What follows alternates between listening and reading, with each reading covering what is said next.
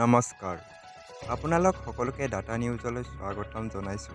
আজিৰ দিনটোৰ গুৰুত্বপূৰ্ণ বাতৰিবোৰ লৈ আহিছোঁ। অসমৰ লগতে ভাৰতৰ বিভিন্ন প্ৰান্তৰ পৰা এনেধৰণৰ খবৰবোৰ চাবৰ কাৰণে আমাৰ চেনেলটো ছাবস্ক্ৰাইব কৰি এটা লাইক কৰি দিব। তেজপুৰৰ ৰাজপথত অংগনবাড়ী কৰ্মী সহায়িকাৰ উত্তাল প্ৰতিবাদ। নিজৰ প্ৰাপ্য মজুৰিৰ দাবীত এই প্ৰতিবাদী কাৰ্যসূচী গ্ৰহণ কৰে অংগনবাড়ী কৰ্মী সহায়িকাসকলে। CITUৰ সহযোগত শতাধিক অংগনবাড়ী কৰ্মী সহায়িকাই তেওঁলোকৰ ন্যূনতম মজুৰি বৃদ্ধি কৰিবলৈ চৰকাৰক দাবী জনায়। প্ৰতিবাদকাৰীসকলে কয় যে চৰকাৰে যদি তেওঁলোকৰ দাবী মানি নলয় তেন্তে আগন্তুক লোকসভাত নিৰ্বাচনত 1,21,000 অংগনবাড়ী কৰ্মী সহায়িকাই চৰকাৰক উচিত প্ৰত্যুত্তৰ দিব। তেওঁলোকে কয় যে এই 1,21,000 কৰ্মী সহায়িকাৰ ঘৰত থকা প্ৰতিজন ভোটাৰে চৰকাৰক আহি থকা নিৰ্বাচনত জবাবদিহি কৰিব।